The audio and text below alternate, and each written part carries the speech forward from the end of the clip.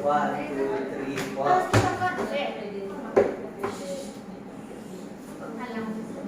Bismillahirrahmanirrahim. Assalamualaikum warahmatullahi wabarakatuh. Waalaikumsalam warahmatullahi wabarakatuh. Baik, Anda semuanya, pagi ini kita akan mempelajari tentang geologi. Tapi sebelum itu kita berdoa terlebih dahulu. Mungkin saya pikir saja. Untuk memulai pembelajaran kali ini kita lebih baiknya berdoa mulai.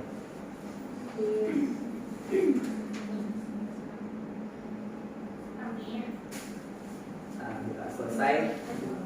Mungkin kita akan Bapak akan menanyakan kabar dari semuanya. Mungkin dari semuanya keadaannya sehat? Sehat. Yang semangat dong. Semangat lagi. Semangat lagi. Pagi. Alhamdulillah luar biasa untuk kelas ini ya. Mungkin sebelum itu Bapak mau nanya untuk materi kita sebelumnya tentang apa ya?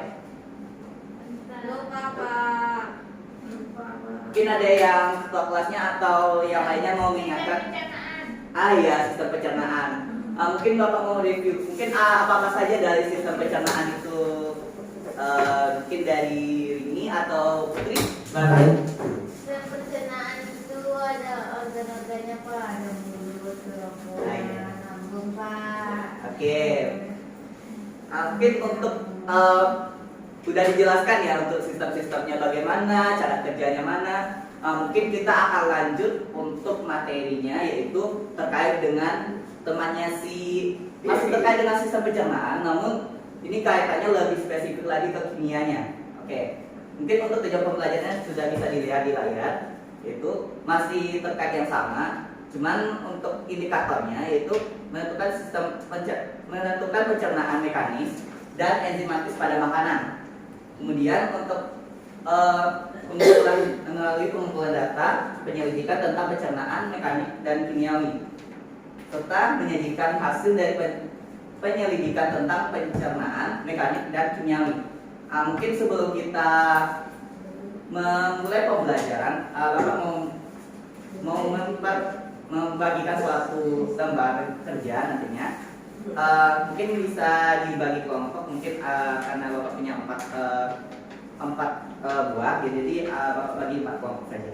Ini, Pak.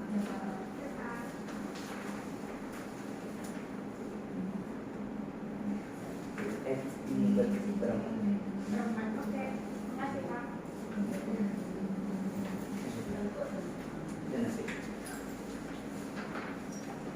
Makasih, Pak.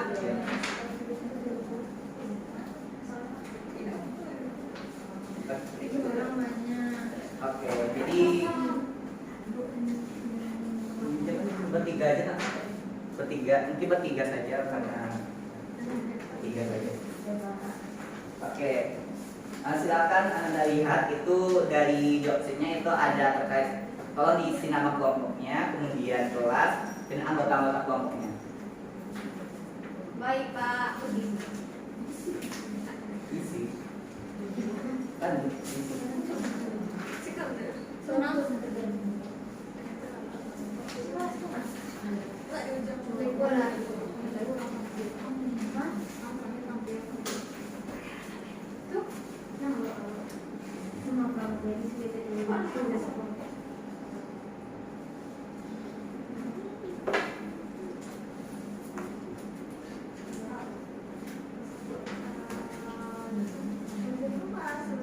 Udah siap? Ya, Pak. Oke. Nah, jadi untuk job sheet-nya itu lembar kerja peserta didiknya atau KPD-nya itu terkait dengan tujuan memahami materi yang perlu dapat pahami, kemudian mampu menjelaskan serta karakteristik mengidentifikasi menjelaskan berbagai manfaat yang dalam kehidupan. Mungkin untuk kegiatan pertama kita akan menonton sebuah video. Ini bukan video drakor atau video bagaimana. Oke, mungkin kita lanjutkan untuk video untuk materi tentang enzim.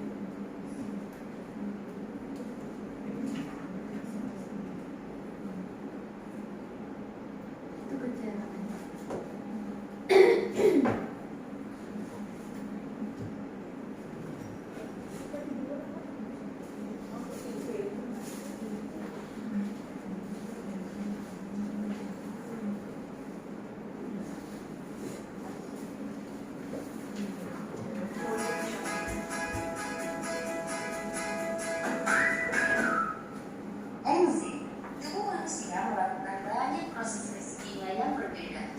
Lalu apa yang mengontrol reaksi ini? Pada tahun 1883, seorang ahli kimia Prancis bernama Anselme Pierre pertama kali menemukan suatu zat yang mampu mempercepat suatu reaksi. Ia menamakannya dengan enzim. Enzim adalah substansi protein, atau pada kasus lain bisa berupa RNA loh. Enzim bisa mempercepat reaksi kimia dengan memodifikasi substrat. Enzim bekerja sangat spesifik pada substrat tertentu. Jika tak cocok, mental gak akan terjadi reaksi. Bagaimana sih enzim yang kecil ini bisa mempercepat reaksi? Enzim menggunakan energi aktivitas reaksi. Apa sih energi aktivitas reaksi itu? Yaitu energi yang dibutuhkan untuk memulai terjadinya reaksi kimia. Enzim berikatan dengan substrat dengan cara yang mudah. Enzim memiliki sisi aktif. Ketika substrat menempel pada sisi aktif enzim, reaksi akan berjalan. Sisi aktif memiliki bentuk dan ukuran yang spesifik, termasuk perlakuan kimia tertentu yang diberikan padanya, dan ini bergantung pada asam amino tertentu loh. Bisa kalian perhatikan buatan-buatan kecil? Ya, itu adalah ikatan asam amino. Banyak enzim terdiri dari bagian non protein yang disebut dengan kofaktor, biasanya berupa kation yaitu ion positif. Kation ini mengaktifkan sisi aktif enzim. Ada lagi molekul organik seperti vitamin atau produk vitamin berupa koenzim yang akan bergabung dengan tempat pelekatan substrat sebagai glukosid. Banyak enzim hanya akan bereaksi ketika bergabung dengan koenzim. Ketika kofaktor dan koenzim hilang atau terlepas dari enzim, maka enzim akan inaktif atau tak aktif. Ketika keduanya bergabung kembali disebut koenzim. Para ilmuwan memberi nama enzim yang inaktif dengan sebutan apoenzim. Jadi kesimpulannya bahwa enzim terdiri dari apoenzim dan koenzim plus kofaktor. Model kerja enzim, hipotesis, gempol, dan conclusion. Ini adalah model enzim sederhana. Bagaimana enzim bekerja?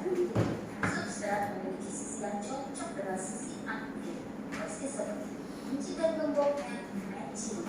Sisi-sisi pada substrat sangat kompatibel, cocok dengan sisi aktif enzim, persis seperti potongan puzzle. Induksi Fried hipotesis. Pada model ini, substrat memiliki sisi aktif enzim sehingga mengubah bentuknya. Pada model ini bukan hanya dua sisi substrat yang kompatibel dengan sisi aktif enzim, tapi juga sisi aktif enzim mengubah bentuknya, lalu seolah-olah membentuk substrat dengan akan sehingga kedua substrat ini saling berdekatan. Inilah yang disebut dengan induksi Fried. Dampak lingkungan atau faktor luar terhadap fungsi enzim. Sisi aktif enzim sangat sensitif. Sebagai contohnya, pada video ini kita mulai dari temperatur atau suhu. Suhu optimal untuk enzim bekerja adalah 37 derajat Celcius. Kenaikan atau penurunan dari 37 derajat ini mengakibatkan perbedaan tingginya pada sisi aktif enzim. Di video ini terlihat pada suhu tinggi ikatannya, taruhan. Oke, nah, mungkin sudah cukup ya untuk videonya. Oke, dari video tadi itu apa yang Anda dapat simpulkan dari video tersebut? Nah, coba mungkin Bapak tunjuk saja ya. Mungkin dari Pak Putri sudah ya. Mungkin halnya barangkali. Masa nggak tahu udah dicatat ya. Oke. Mungkin dari Anissa.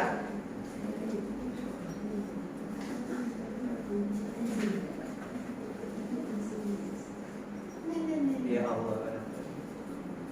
Oke, mungkin Bapak jelaskan sedikit ya.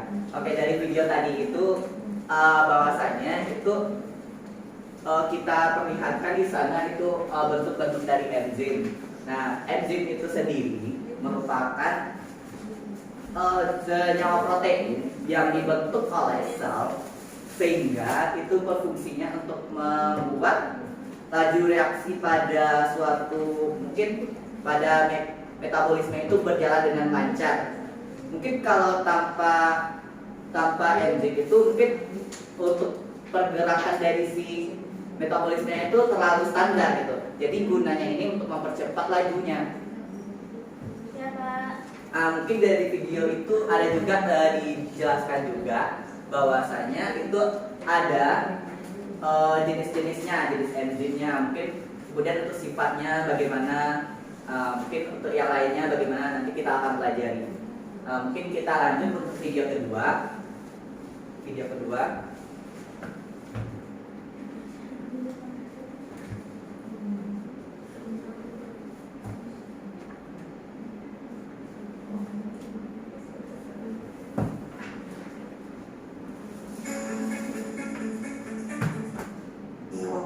Ketemu lagi dengan Satpas adalah macam pencernaan. Pencernaan terbagi menjadi dua, yaitu yang pertama adalah pencernaan secara mekanik. Pencernaan mekanik yaitu menghaluskan makanan sehingga mudah masuk ke pencernaan kimiawi. Dan yang kedua adalah pencernaan kimiawi. Pencernaan kimiawi menggunakan enzim sebagai katalisator dalam metabolisme. Nah, sekarang kita akan membahas enzim pencernaan pada manusia. Yang pertama, organ yang menghasilkan enzim adalah kelenjar air liur. Kelenjar air liur menghasilkan enzim amilase atau petialin yang fungsinya untuk mencerna amilum menjadi glukosa. Organ selanjutnya yang menghasilkan enzim adalah lambung atau gastrin. Lambung atau gastrin menghasilkan HCl, asam klorida, kemudian menghasilkan enzim pepsin yang berfungsi untuk memutuskan ikatan pepton pada protein, kemudian enzim renin untuk mengendapkan kasein atau protein susu. Oke, dari video kali ini itu sudah dijelaskan juga ya, mungkin enzimnya. Tadi itu penjelasan tentang video pertama itu tentang penjelasan dari enzim itu bagaimana, kemudian sistem bagaimananya itu. Kemudian untuk selanjutnya itu video kedua itu tentang apa? Mungkin dari yang siapa ya? Mungkin Zaki? Mengenai enzim-enzim yang terdapat dalam sistem pencernaan Pak. Benar sekali. Untuk video kali ini, video kedua itu terkait dengan enzim yang ada di sistem pencernaan kita. Jadi untuk dari mulut hingga ke hampir ke finishnya itu sudah ada enzim yang terdapat pada tubuh kita gitu. Baik itu dari mulut, kemudian dari lambung, kemudian ada pankreas juga sampai ke anus gitu. Untuk enzim-enzimnya apa saja ya? Mungkin dari mulut dulu. Mungkin dari mulut Setia. Enzim amilase Pak. Bagus. Ada yang lain? Sama Pak, yogurtnya. Oke, sama. Fungsi dari enzim amilase itu apa? Mengubah amilum menjadi maltosa. Yang mengubah amilum menjadi Maltosa. maltosa. Oke, mungkin untuk selanjutnya untuk enzim di mana ya? Di lambung. Asam klorid. Fungsinya apa saja? Tadi di video udah dijelaskan. Enzim renin mengubah protein menjadi kasein. Enzim pepsin mengubah protein menjadi pepton. HCl untuk membunuh kuman yang masuk ke sama makanan. Oke, mungkin sudah jelas ya untuk terkait dengan enzimnya ya. Mungkin selanjutnya ada yang ingin ditanyakan terlebih dahulu sebelum kita lanjut. Iya. Oke, mungkin lebih jelasnya Bapak sedikit presentasi untuk terkait dengan enzim ini.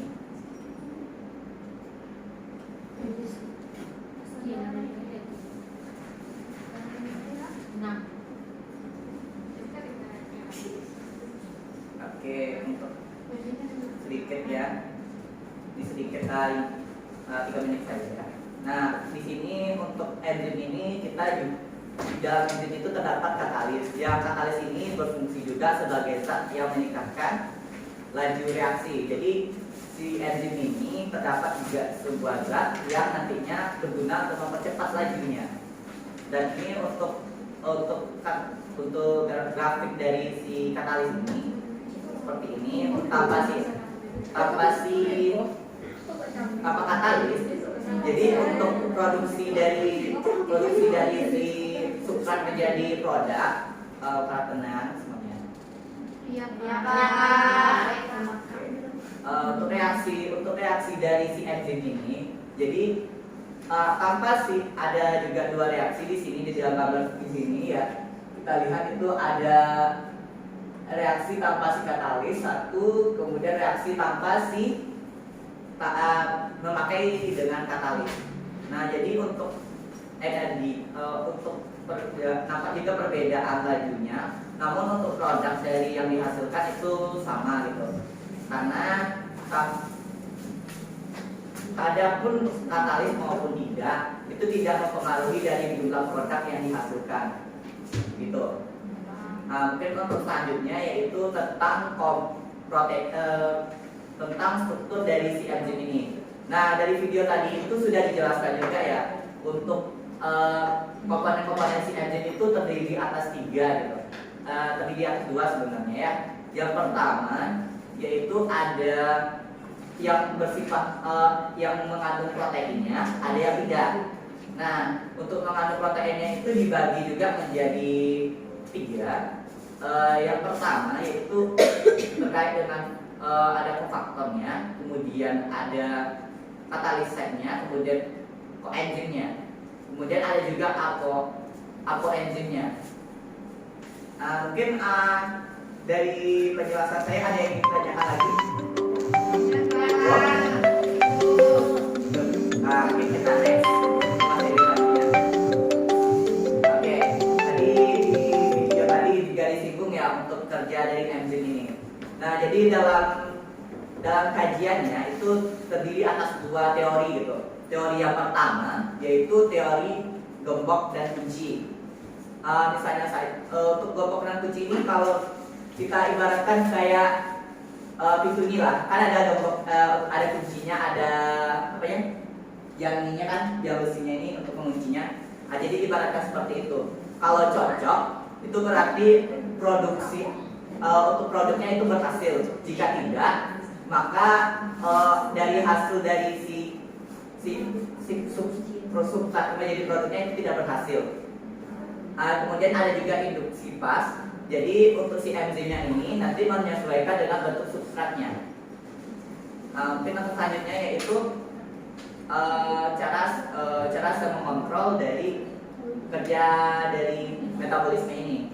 Jadi ada nantinya si enzim ini akan mempengaruhi dipengaruhi oleh usia, jenis kelamin dan sebagainya. Ini saya mempercepat lagi, ini sudah, kemudian ini sudah. Oke. Mungkin selanjutnya karena sudah jelas untuk materinya, saya ingin membagikan sebuah gambar evaluasi, kemudian ada juga evaluasi. Nanti kita akan bahas bersama-sama. Kemudian untuk kelompok ini saja seperti tadi. Oke, kita bahas dulu yang coba dibuka soal evaluasinya. Sudah? Oke, ini untuk soal evaluasinya itu terdiri atas 8. Untuk kali ini kita akan membahas 5 soal saja. Mungkin soal yang pertama coba dibacakan Siti Aminah. Soal pertama, perhatikan peran berikut: 1 temperatur, 2 suhu, 3 indikator enzim, 4 perubahan pH. Yang termasuk dalam hal yang mempengaruhi kerja enzim adalah, jawabannya semua benar, Pak. Ada yang lain berbeda jawabannya? Oke. Tadi udah disinggung juga ya untuk karakteristik si enzim ini. Jadi untuk hal-hal yang mempengaruhinya itu apa saja? Tadi yang pertama temperatur, kemudian suhu, kemudian indikator, lanjut pH. Oke. Sebetulnya masih banyak lagi untuk hal-hal yang mempengaruhi. Cuman kalau untuk di sini kita karena tadi dia yang soal, ini jawabannya benar. Oke, selanjutnya untuk soal kedua yaitu saya minta itu dari Enzim mempercepat jalannya reaksi tanpa ikut reaksi karena bersifat biokatalisator. biokatalisator. Apakah ada yang berbeda jawabannya?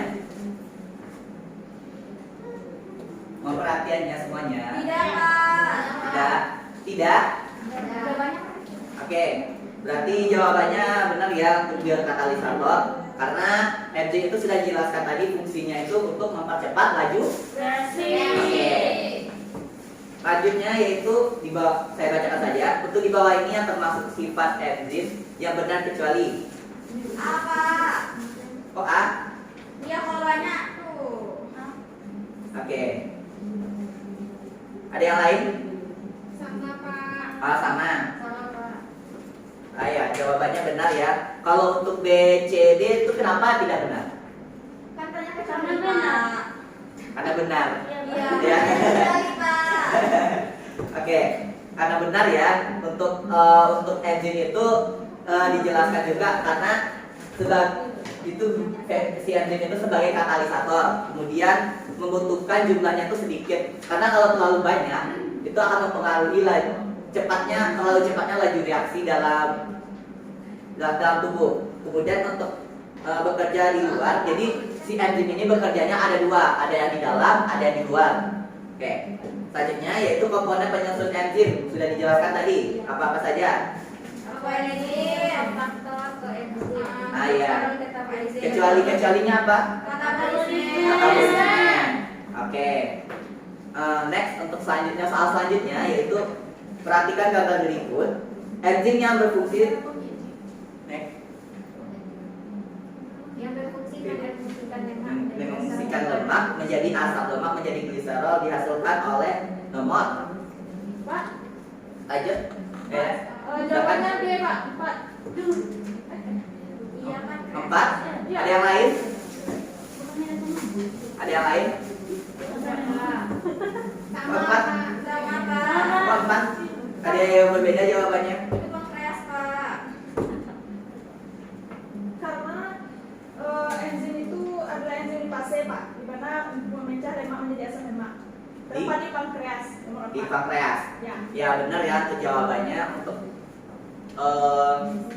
soal nomor 5. Mungkin untuk ada 3 soal lagi terkait dengan si enzim ini. Jadi Bapak harapkan untuk soal ini tolong dijawab di rumah dan silakan dipelajari juga materi-materi sebelumnya. Jadi saya dapat simpulkan bahwasanya si enzim ini merupakan suatu protein yang akan dapat memperlancar laju reaksi. Kemudian juga terdapat juga ciri-cirinya dan juga sifat-sifat dan hal-hal yang dapat mempengaruhinya. Kemudian terdapat juga di dalam sistem pencernaan. Oke, mungkin untuk sebelum kita tutup ada yang ingin ditanyakan? Tidak. Oke, sebelum saya akhiri, saya juga ucapkan terima kasih untuk materi kali ini. Semoga materi kita ini dapat bermanfaat dan juga jangan lupa dibaca buku dan sering-sering latihan. Oke, mungkin saya tutup untuk materi kali ini. Kita tutup dengan mengucapkan hamdalah.